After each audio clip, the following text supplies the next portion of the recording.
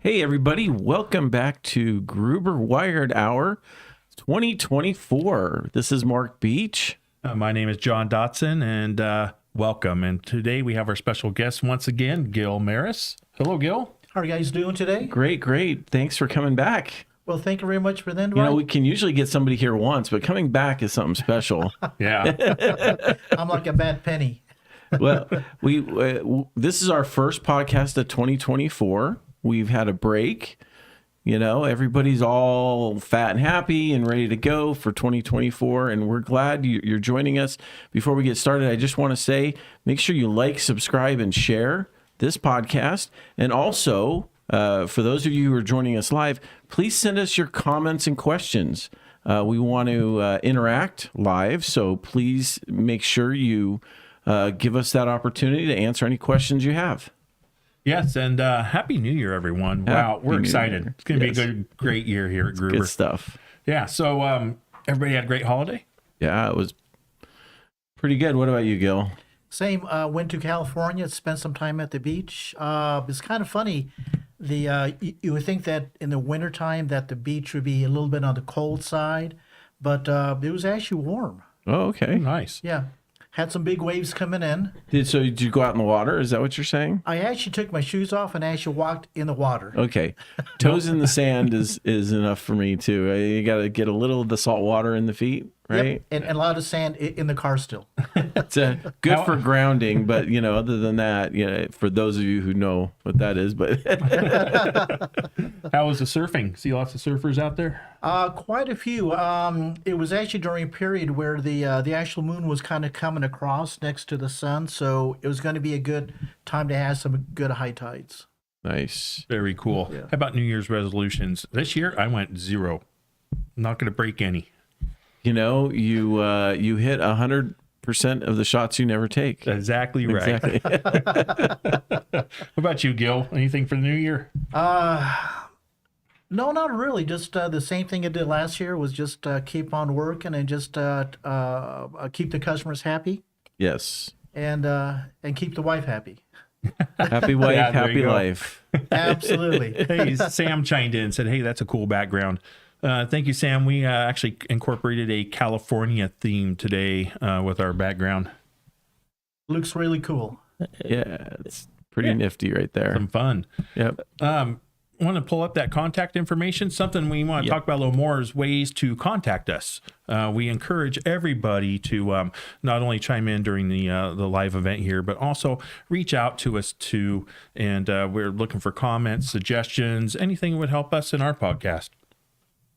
Absolutely. So here's our contact info. You also see it at the end of the podcast. We list our email address and a website. So feel free to reach out anytime. Yeah, and looking also to find out about who you are. You're chiming in every week, taking a look and listening to us. We want to listen to you. So feel free to reach out.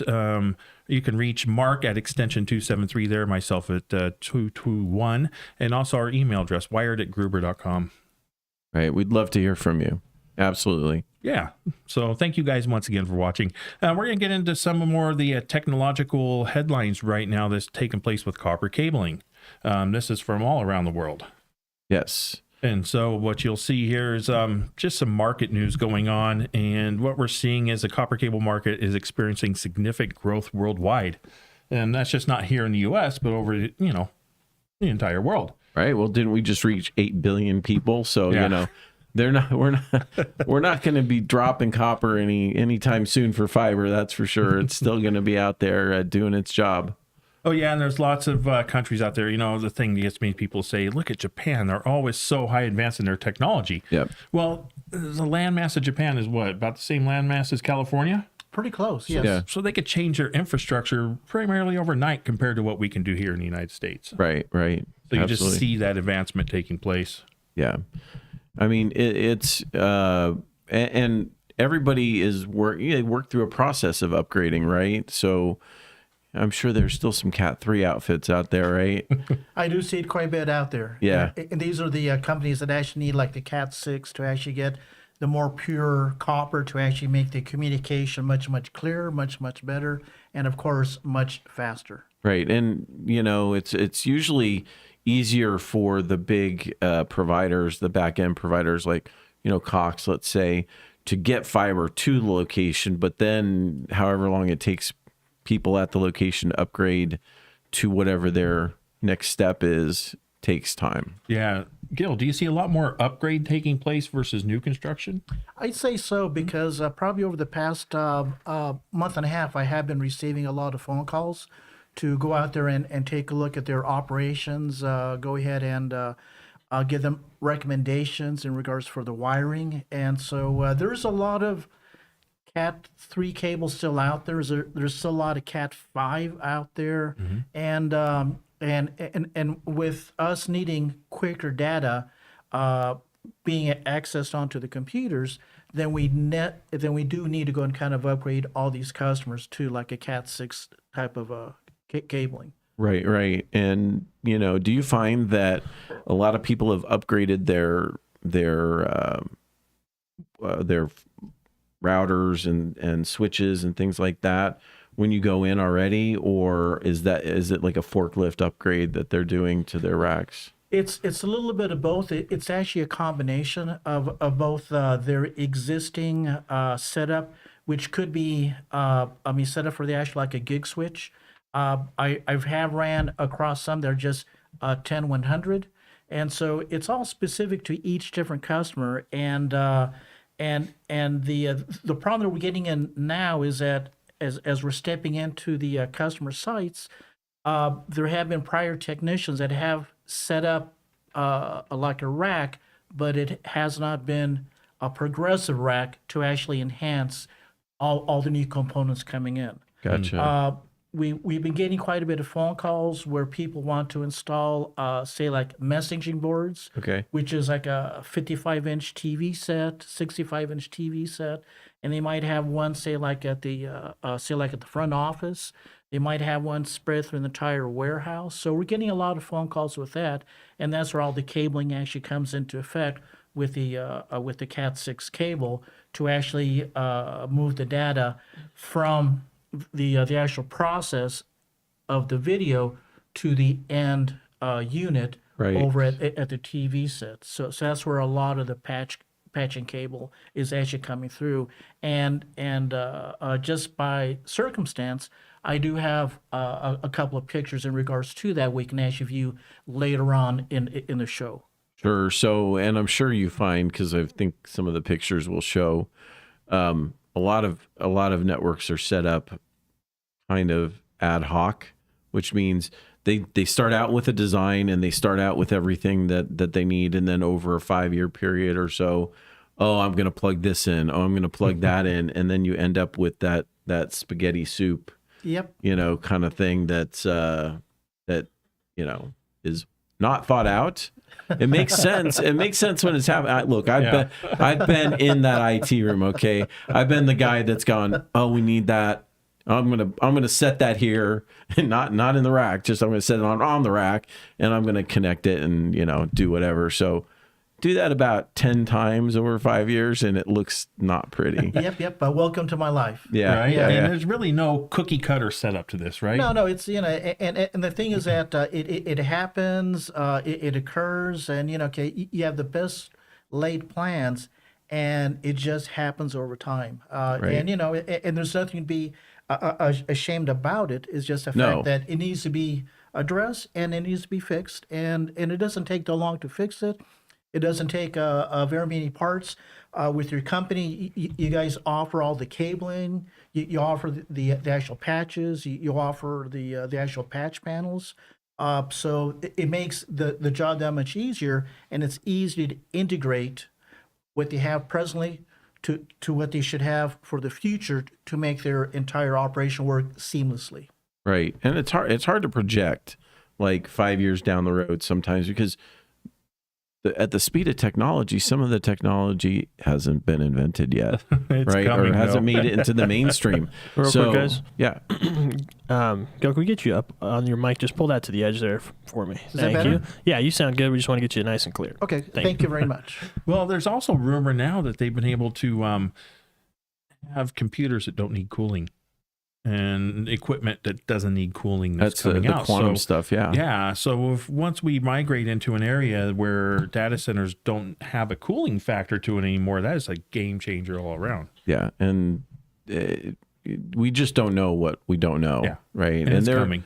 There are things that, this is fodder for future podcasts, but there are technologies that I've just learned about that have been around for maybe 4 or 5 years in kind of the mainstream that it's real stuff. I mean, there's alternate methods of cooling and things like that. So there are things that we're going to explore on this podcast over time. And if you miss an episode, you're going to miss a lot.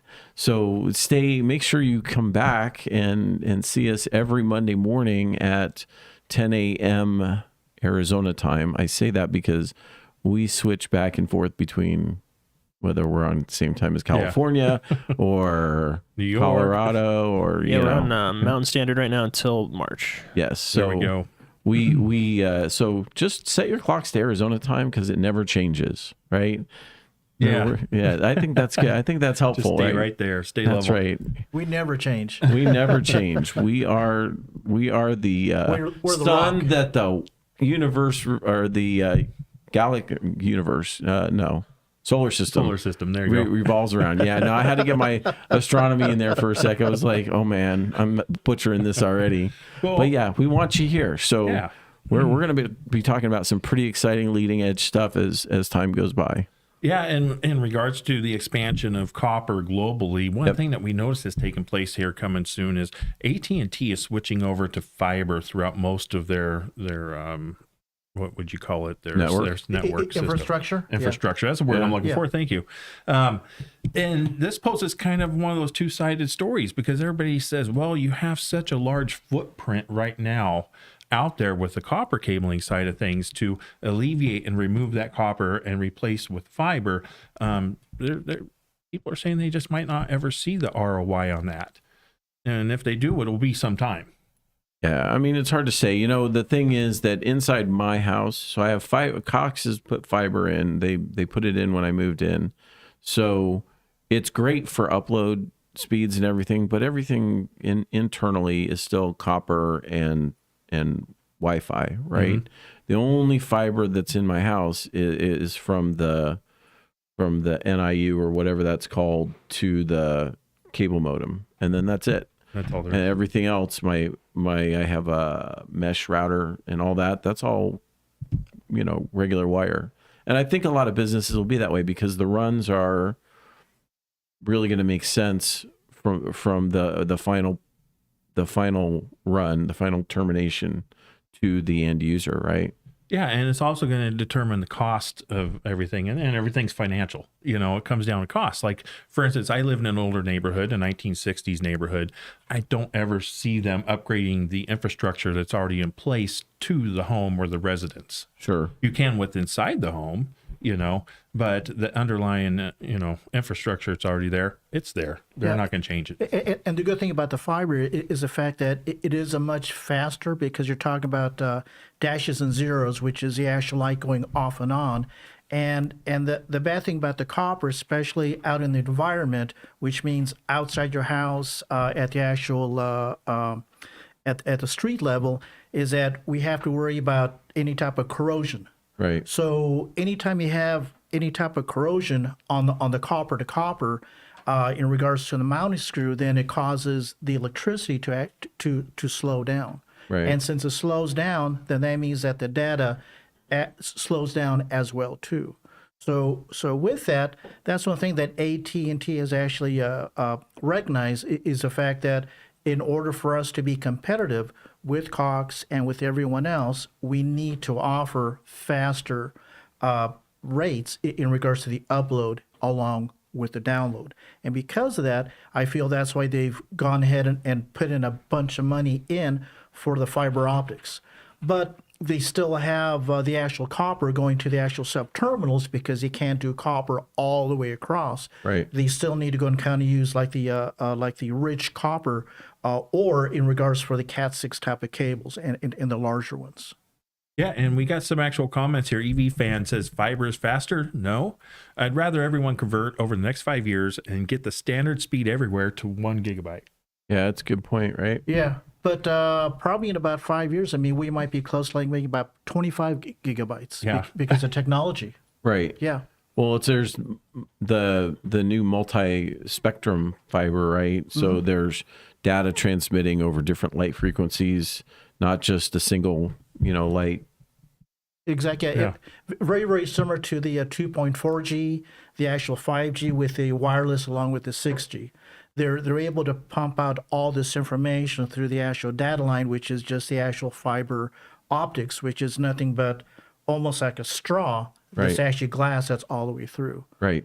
It'd be kind of nice to maybe next time we put this together, we actually have an example of what the actual fiber optics looks like just for the audience. I think we probably have one somewhere. We can find one, I'm sure. Yeah, absolutely. Yeah. And the thing is, light obviously travels better.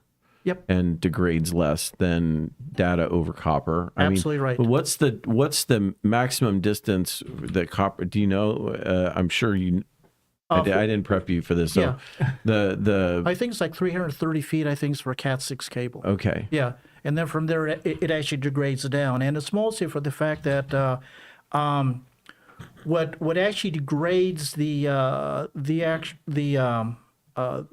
speed through the copper in regards to the Cat 6 is, along with the Cat 5, is the windings. Okay. So since we have 4 pair of wire inside the Cat 6 cable, 2 of the pair are actually wound tight Okay. to actually reduce RF. And the other 2 are kind of loosely wound. So over time, the scientists have discovered how to make the data transfer a lot quicker so that a microwave oven or fluorescent lights does not affect the RF within the Cat 6 cable. Along with that, too, on some of the high-class enhanced Cat 6 cable, there is like a little bit of a dielectric that actually separates all the wires totally. Okay. So there's a lot of technology in regards to that to make the data move much quicker. And so when we're out there moving anywhere between anything beyond 3 and 20 feet, then we introduce a switch. Okay. And then the switch actually acts as an amplifier to amplify the signal from point A to point B. So from a demarc to a pop, what is the usual distance between those? Because you're having higher grade amplifiers or switches, as you will, that push the signal a lot harder, right? I Yes. mean, okay. Yeah, most of the ISP providers, they don't go beyond 100 feet Okay. because mostly they just want to introduce the cable into the building. Right. And then once it's in the building, then it's up to us as technicians Okay. to actually go and kind of amplify the signal to actually make it work across their offices. Okay. Yep. So with it, that's where the router comes into play. That's where the modem comes into play, and that's where the switches come into play.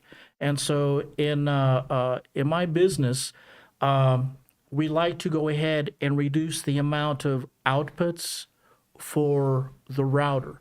So we only have like a single feed coming out of the router going into the network, and that single feed will go into the switch. Okay. And then the switch will go ahead and send all the signals out to the offices.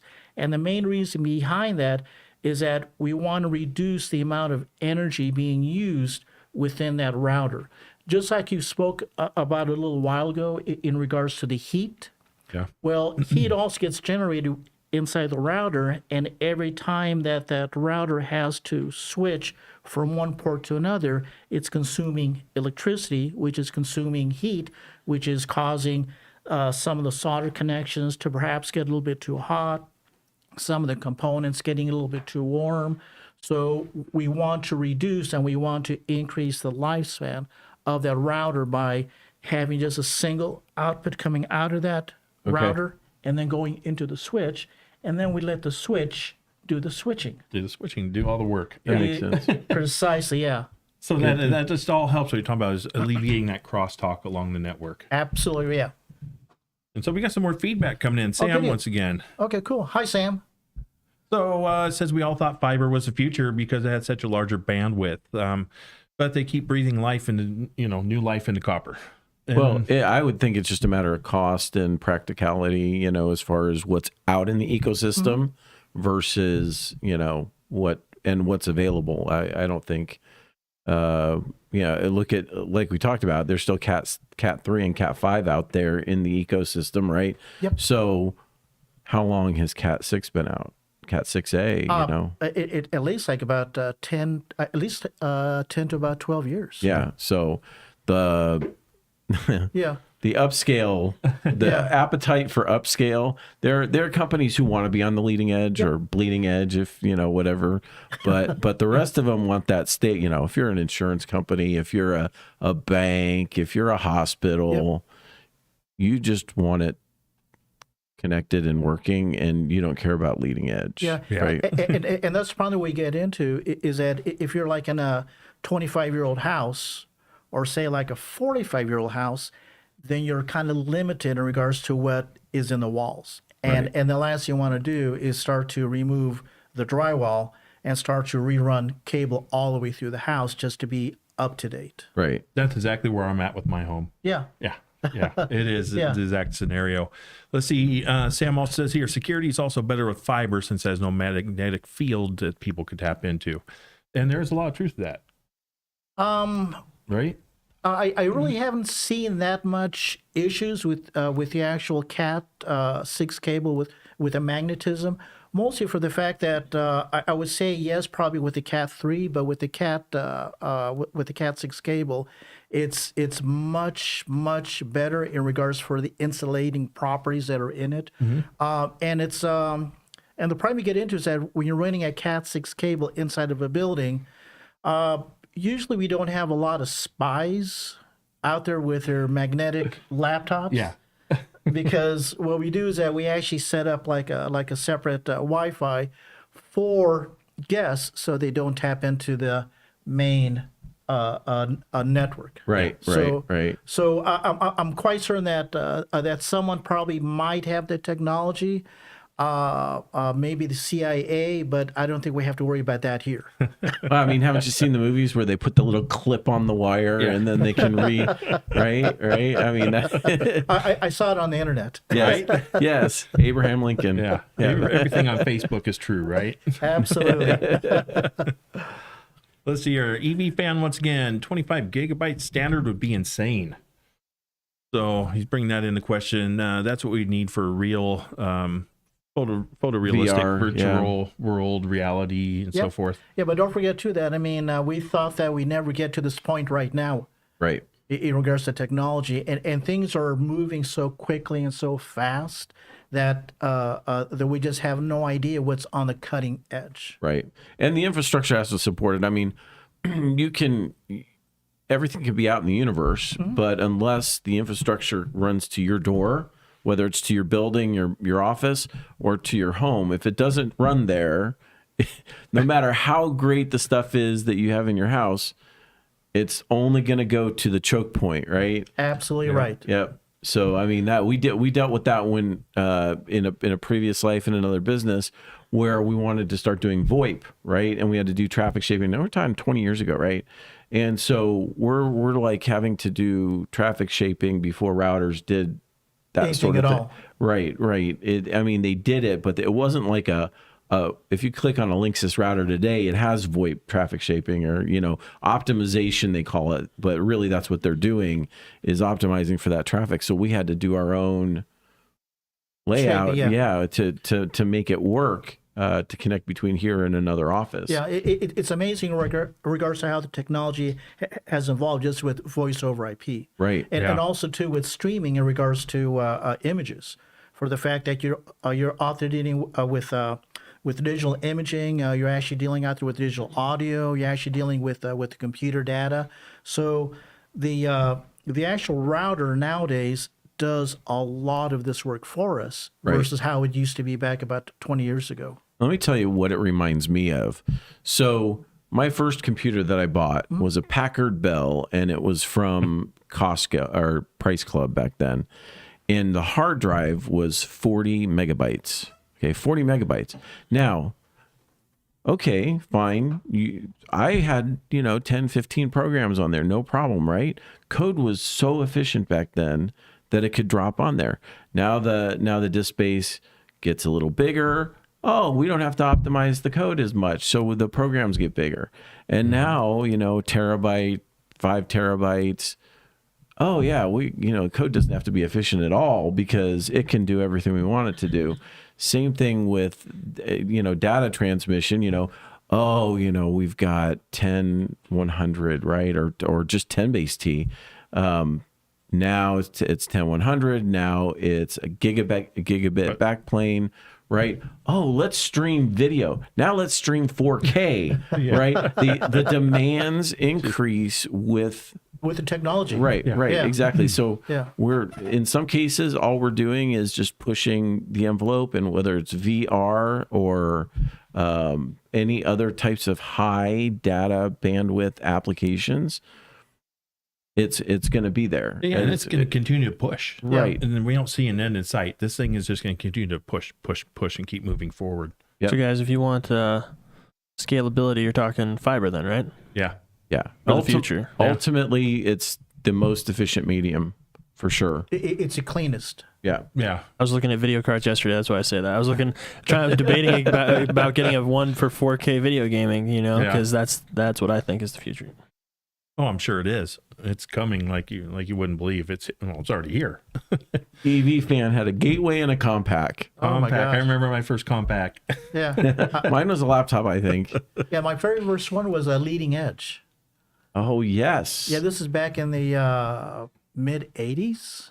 Wow. Yeah. Leading Edge. And at that time, I think it was like a 256 megabyte. Yeah. And that was a screamer.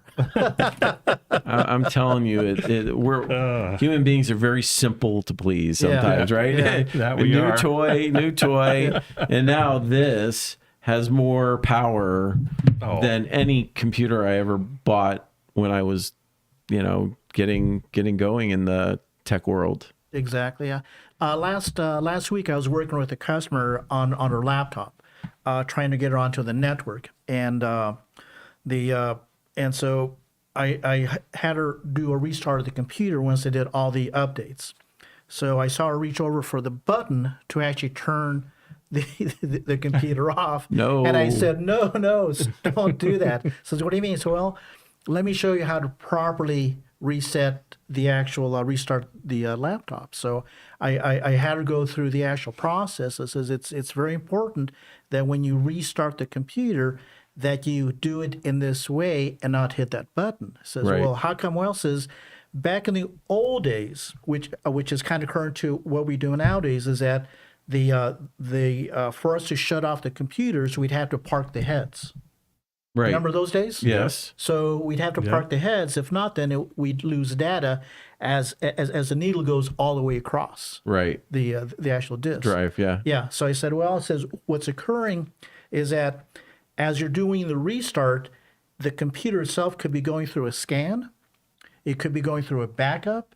It could be maybe sending out email, and so you have a chance to maybe compromise the data on your hard disk. Right. So just make sure that you go through this proper technique to actually shut down the computer. So for you and I, this is how we do things normally, but we still have a lot of customers out there that still don't know and were never taught how to restart like a laptop.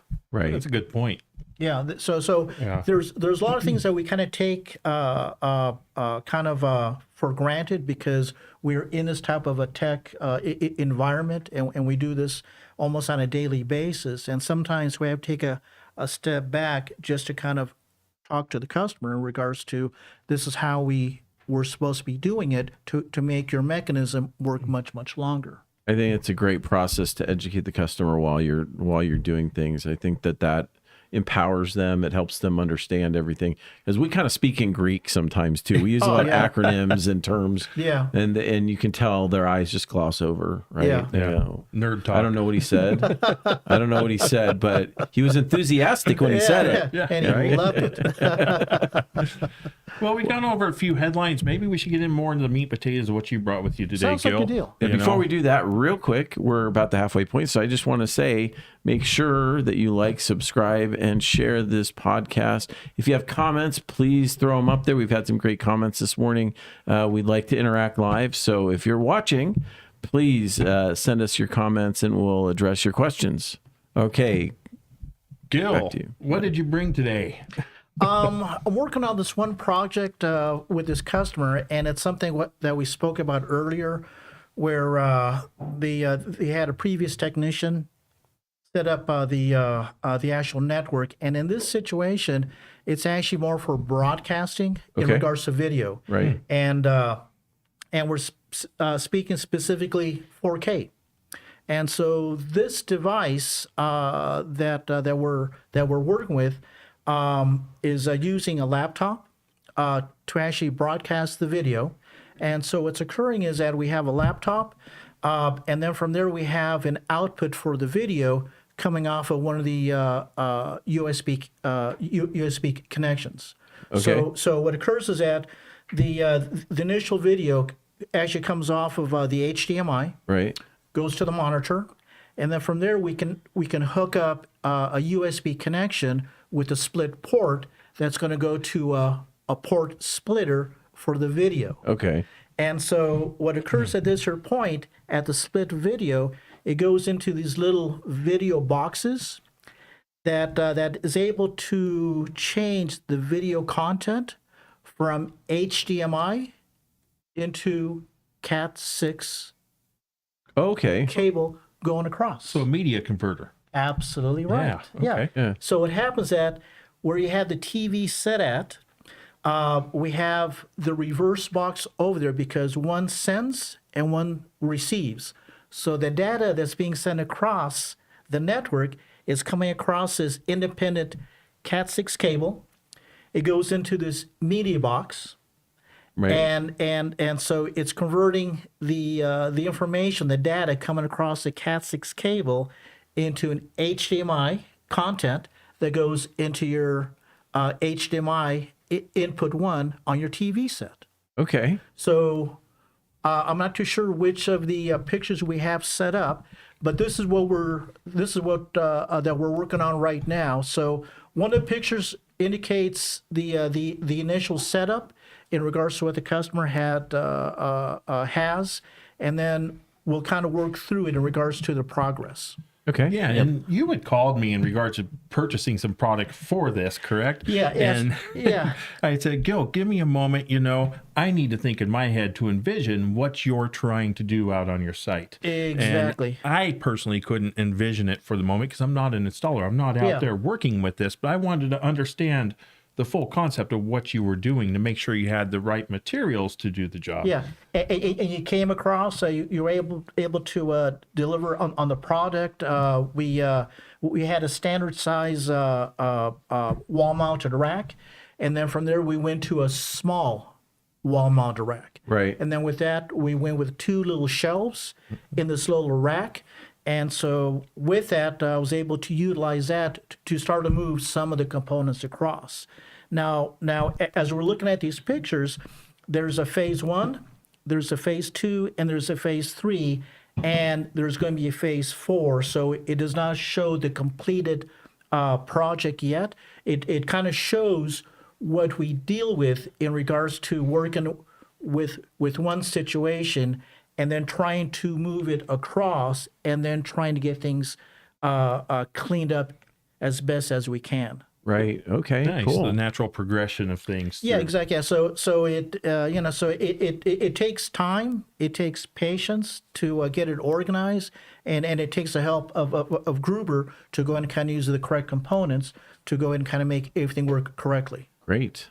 Yeah, so I'm gonna pull these images up, and you just tell me which ones you want to look at first here. Okay.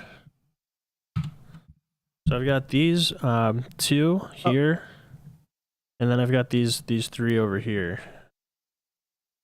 So That one there first. this guy? Okay. Yeah. When we're looking at this here picture, you can see it's an old rack that was made for a server, and the rack's probably close to about 10 feet tall. So it kind of extends, and in this situation here, the previous technician apparently had this in stock, or the customer had it in stock, or maybe someone found it at a yard sale. But this is what we have to deal with. Yeah. And so as you're looking at the rack, you can see that that it's a little bit too large for that area for what we have. And so on the bottom, just to kind of go through the whole thing, because I know we have a lot of people here that are kind of watching that really don't know what we're looking at. So as we look at the bottom of the rack, we have two panels coming across, and both those are power supplies. So we have two power supplies that are being utilized for this rack. And so you see the lights over on the right-hand side. And so on the back of the racks, that's where the output and the input is to plug in these units. And as we look up to the next level, you can see the blue lights over on the left side. And those blue lights are the inputs coming in from the video splitter. We're dealing with about 14 different TV sets in regards to the output. And each of these blue items are able to output about 4 video contents. And if you look over to the right, you can see those little black boxes with little red lights. Each one of those boxes controls one TV set. So we can see we have like we have a set of about 4 boxes on one level. We have more boxes on the upper level. And toward the front, you can see almost like some little, little RF receivers. And so what you're able to do is that with a remote control, you can turn them off and turn them on for each individual output of this media player. And so, and if you kind of take a look at the bottom, right where the power supply is, the actual power output, you can see some cables kind of dangling down. Yeah. You can see some cables on the back of the rack that are kind of dangling. And on the next picture, you'll see what it looks like. That's a good one there. Yes, perfect. And on there, you can see all the cables just kind of dangling from the back of the rack. Yeah. Now you can see the rack I just installed over on the right-hand side, and these are the Gruber products, Gruber. And so, and if you take a look at the first rack, that's actually like a longer wall-mounted rack. And at the top, you can see where I mounted a switch with those blue cables. Right. So you can see the blue cables coming out of the switch. Yeah. Then it's going into the feed-through. And you see the blue cables and you see a white cable. And normally I use a white cable to be the primary. So if you look on the white cable, that's the primary coming from the server room going to this specific rack. Very nice. Okay. So you can see, so as you look down, you can see all the spaghetti coming up from all the, going to each of the TV sets that are in the, in the building. So you can see that this is the second step of getting things organized. And at the top of the rack, you can see the specialty wall-mounted rack that I got from Gruber to house the actual video content in regards to the media players. On here, I've already gone ahead and moved over the actual power outputs, the actual power strips, down to the bottom. So I got those set up already. So this is phase 2 of trying to get things organized. But as you look at all the cables, it is a mess. Yeah. How do you begin to even look at that mess and say, okay, where exactly do you start in the progression of that? That's where you have to kind of take a step back and look and see exactly what we're looking at. So with this one here, the customer wanted things moved off the rack, and they had a switch which was in a cabinet, and the switch was all a mess. It had cables all over the place, not very clean and not very aesthetic. So with this one here, I didn't want to jump into the video quite yet with the media players. So I thought the best thing for me to do would be to start off with the network, and start off with the first rack, and then start off with the first switch. And so once I set up the switch, and that there time that I could actually use the feed through to begin the process of bringing everything together. So when I did this, I had the new switch, and the old switch was still being utilized. Gotcha. Okay. So I have a program where I'm able to sniff out all the IP addresses on the network. So what I'm able to do is I'm able to tell what's on the network in each of these different legs. Right. So here, what I did is that I didn't know precisely where each of the network cables went to, so I went ahead and actually started to unplug each of the cables. And what I did is that I wrote down each of the cables and each of the inputs in regards for port number 1 through port number 24, and then I noted which ones were on and which ones are off. Okay. Because sometimes you have no idea if it's just a dead cable Sure. that's out there just sitting, that's been cut and not being utilized, or it could be a computer that isn't running. So in this process, I started with the network first. Question, in particularly this particular build right here, is there room for growth? I mean, Yes. as you are going into this, are you envisioning that this company is going to grow and where it's going, and what are you doing to lay the groundwork for that? On this one here, the customer came up to me and said that they wanted to install 5 more TV sets. So with this, I have plenty of growth because I can add another patch panel to add more TV sets. So right below the blue cables, right where that patch panel is, I have set up the secondary patch panel just for the video content. So all the video content will be supplied by that second patch. So it's all going to be segregated. And so once the customer has the TVs, then I run the copper, the Cat6 cable. I start to order the actual media players. And then I begin the process of installing the media players and then patching the video content into the new patch panel. Yeah, very cool. Yeah, so it's been a kind of a long project for the fact that this is the first time that we've actually worked with this type of component in regards for the media players. Okay. And so as always, what we do is that we do all the research on all the components. So we jot down all the information in regards to the items that they're using. We go to the internet. We look up each of the model numbers, and then we verify what it does and how it works. And we go through the entire steps. And then that point there, then I get in contact with the vendor to verify what we've read and what we learned to make sure that we don't have any type of misinformation off the internet. Gotcha. So we're always careful when we do this to make sure that we understand everything correctly. One of the items that I do use is a label maker.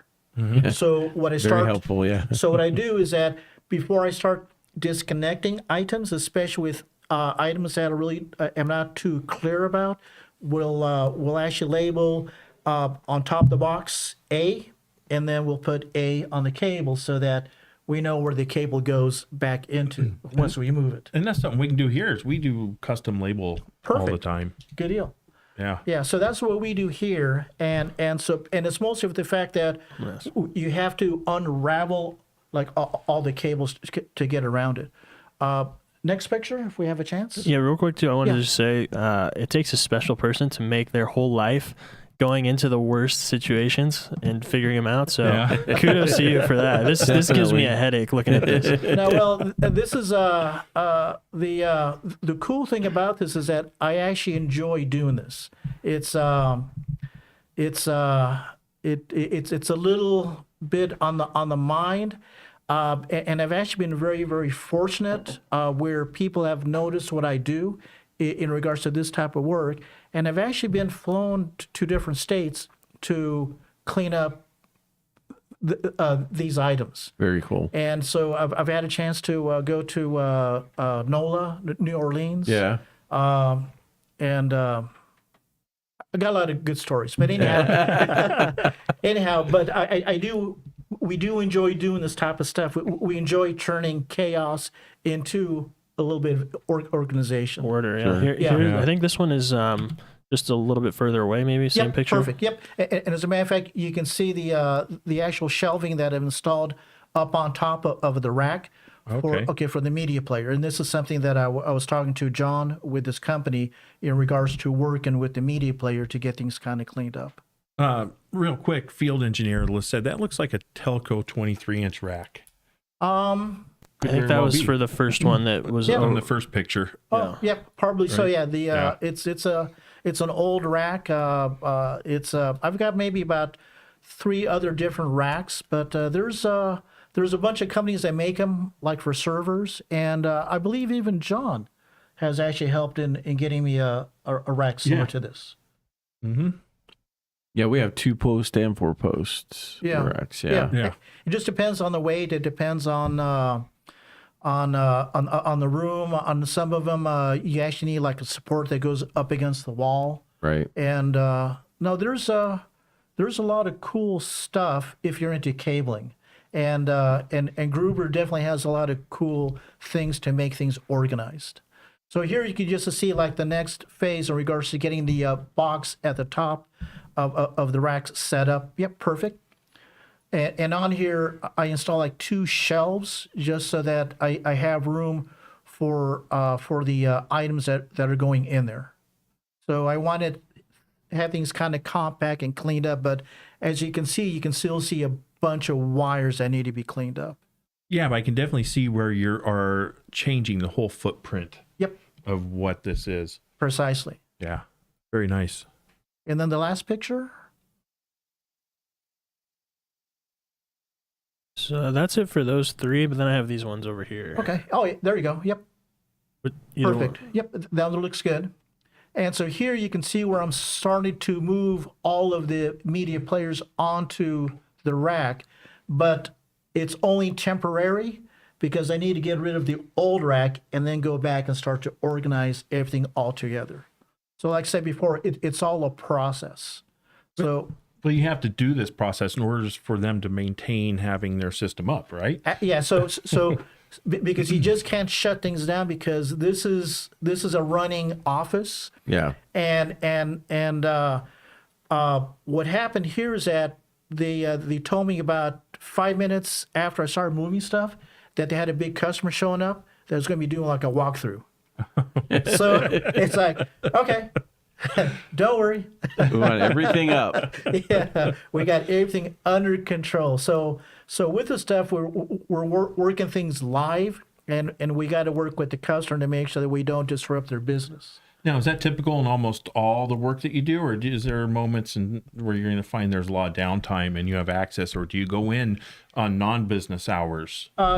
Depending on the customer, I'll do stuff like on the weekends, like on a Saturday or on a Sunday, but it all goes down to the actual trust level and actually having someone there on site. Right. So in certain situations, you might have like a worker that has work to be done that weekend. So that gives me an opportunity to conduct things and get things organized so they're ready to run on Monday morning. Makes sense. Yeah. So you can see on this picture here where the rack's been removed, but there's still a lot of cleanup with a lot of short cables. So with those cassettes, the video things, is there mounting technique that you're going to use for those? Is there? But the only thing I'll be doing is probably just having the little red lights actually facing out, Right. so you can see what the status is. Okay. Yeah. So it'll be because it's kind of, even though it's small, it's kind of bulky in the back. Right. I can see there's a high, Yeah. the cables coming out of the backer. Yeah. So you have to be very careful in regards to make sure that they're set up correctly so nothing binds. Right. So on this one here, it's going to take a little bit of time to get things kind of set up and organized. But when I come on back, I'll be able to kind of share the updated picture. We look forward to that. On the back of the rack, I'm just assuming because so people understand, you have looks like those pine flanks on the back Yep, there. that's actually plywood. Plywood that you put there. Yeah, and that's just to help strength, correct? So you make sure you get into the studs themselves. Yeah. Well, on this one here, it's an old building built back in the 40s. Oh. So this one here, it's actually it's actually a dry wall is what it is. But about inch and a half behind the dry wall, there's a brick wall. And then behind that wall, there's another brick wall. So it took a little bit of work to kind of drill through the clay block to get some of the cables through that wall. On this one here, there's actually some special fasteners that I use that will fasten into the drywall. Each one will hold about 150 pounds. So normally with this one here, I put in about 4 or 5 just to make sure that everything is stable. And then I come in with the plywood so that I can actually use the plywood to screw in some fasteners so that I can, as I bring the cables across, I can actually start to lay the cables properly across and tie them down so that nothing comes loose. Nice. So that's the reason I like to use like 3/4 inch plywood, because it's much sturdier. Yeah, something we don't think about a lot of times is the amount of weight that are going on a lot of these racks and wall racks, and those are questions that need to be asked. Yeah, well, you take a look here. I mean, there's actually quite a bit of weight there. Yeah. And so we want to make sure that we're ready for the future. So here, since it's a post type rack, where you have the actual rack set up on the corners in regards for the angle iron. So I have the bottom would actually keeps the rack from shifting, and then the fasteners are up on top that actually keep it from coming down. And then I did the exact same thing too on that upper rack at the top, is I have that fastened securely onto the drywall as well too. Very nice. So there's a lot of things to contend with to make sure that nothing comes loose, because when you're out there kind of leaning on it, you want to make sure that it actually holds. Right. No, it looks tight. Yeah. I mean, it's it's coming together. yeah. Yeah. Compared to what you were dealing with, I think it's a There's a lot. Yeah. much improved. Yeah. Yeah. It is fun. Don't have that octopus there that you're dealing with. Yeah. It's pretty ugly, but like I say, this is something I actually enjoy doing. Well, and it's very tangible, the result. You have the before and the after picture, right? Yeah. So you can see exactly what you did. Yeah. And then the customer appreciates it for the fact that they see it right away. Right. Yeah. Instant gratification for them. Yeah. Everything still works upstairs, so they're good. Yep. Well, that's a neat little project you've been working on. What do you see coming up in the future? Are you seeing some new projects that are coming up with a different type of scope of work? Yeah, I got a couple of other things like in the works right now, trying to get things kind of finalized with the customers. There's just a lot of stuff going on out there. Right on. Yeah, but I enjoy working with you guys. You guys got some great products that I enjoy using. I think it's going to be a busy 2024. Yeah. It feels like it. Yeah. It feels like it. Yeah. Yeah, there's just a lot of changes going on out there right now. Yeah, there are. And I think, we're way past COVID now, and people are starting to invest in their businesses again, and learning that work from home isn't always a great idea. Yep. So they're bringing people back in, and they're doing that whole routine and upgrading their infrastructure and internally as well. So, yeah, I think that 2024 is going to be a big technology investment year. Yeah, and it's a good point, especially coming off of COVID, because COVID seems to be in the distance, but it's not. Still in the back of our minds like it was just yesterday. Yeah. But the amount of people with shutdowns, began working from home, and now people are starting to get back out in society, Right. coming back to the office. Absolutely. And so that's going to bring a whole new characteristic of changes coming aboard, especially with all the upgraded technology in the past few years. Right. Right. And, whether the workforce size, went up or down, they need to adjust internally and make sure that everything is working right, not just from a remote desktop standpoint, but, all of the bells and whistles that they can achieve internally, when the worker's on site. Yeah. And then, like you said, the infrastructure, pardon me. Yep. But infrastructure, just especially around the Phoenix area, Scottsdale's laying Oh, yeah. a lot of Google's putting a lot of fiber in out Yep. there. A lot of fiber and copper too. Yeah. Yeah. And we're going to see, like you said, as much as fiber is the way of the future, copper is going to be around for some time. I think, and then we're just going to continue to see that improve. I mean, Cat 8 is relatively new. We're not quite there yet, I don't think, It's with in Europe, application. right? Yeah, we're seeing some application uses over here in category 8. But I haven't seen it go mainstream yet, and it could be a financial issue with it. It's like everything starts out, the price is Right. dramatically higher, Yeah. Yeah. and that'll change over time.